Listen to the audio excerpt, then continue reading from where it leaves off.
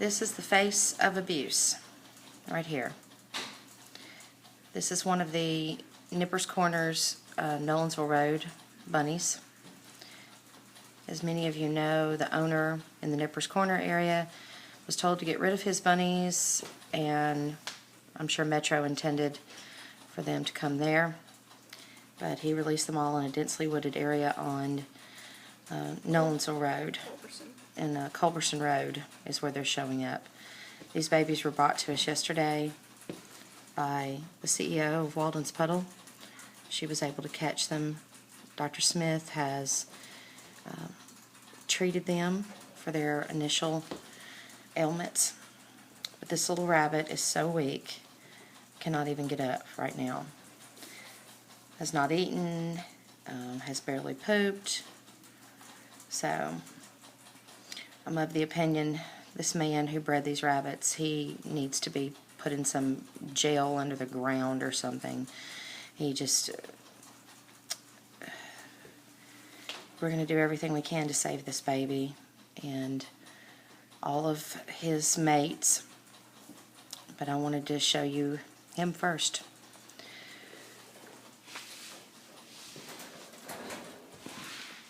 This is his mate that was brought in yesterday. Precious little girl. You can see just the weariness in her eyes. We were lucky we didn't have ear mites, but we've had botfly strike. We've got emaciated, malnourished, dehydrated rabbits. We're doing everything we can to keep them going and to get them medical care. These are the two of the smallest babies we have. They're so tiny we have to keep them in a guinea pig cage. This one here that's kind of moving around, I feel fairly certain that we've got a botfly situation on this one as well. So we're going to get this baby checked out immediately. These babies are a little more active. We probably saved them just in time. This is another one of the babies that came in yesterday from the CEO of Walden's Puddle. This baby is also a victim of fly strike. Very lethargic. We do have a lot of poop with this bunny, but we're still not doing very well at all. Very lethargic, malnourished, very dehydrated.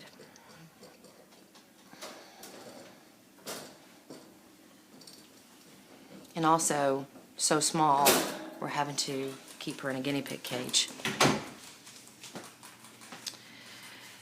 This little girl is the one that we had treated yesterday for botfly strike.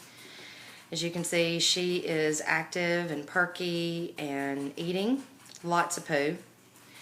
We feel really encouraged that this little bunny is going to be okay.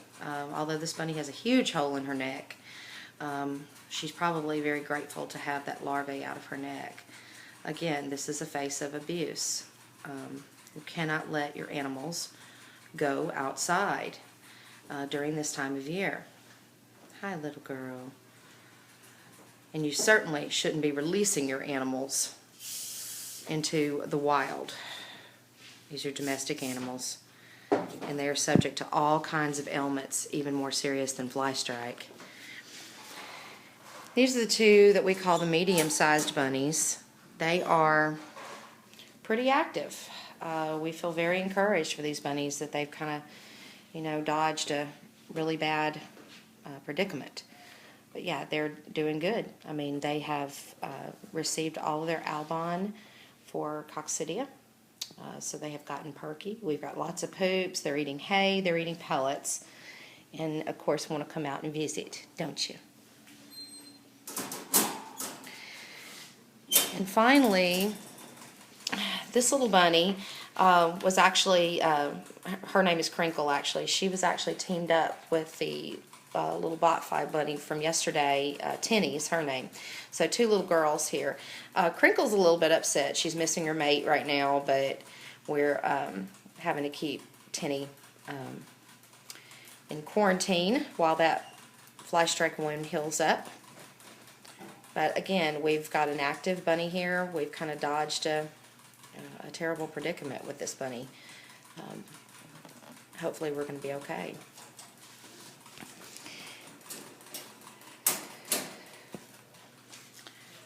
This is Chelsea. We're having to sanitize ourselves with Lysol hand sanitizer. We've even got the bunnies sheeted to prevent any spread of contamination. Those are our magic tools right there. Breaking out the scrubs later. Yeah, the scrubs are coming later. And just remember, everybody, the citation, the animal abuse citation on this guy was dropped. That's right. So. Right now, we have our doubts about 3 bunnies. We don't know if they're going to make it. I mean, during the whole this time, we've been moving around in here. This little bunny has not moved. Nor this one. They will not move. We're taking them to the vet, but we just don't know what can be done. These bunnies are really sick. So if you want to support Clover Patch Sanctuary during their efforts, during our time of trying to get these bunnies the necessary care that they need, we really need help because we've run out of space and we've run out of money.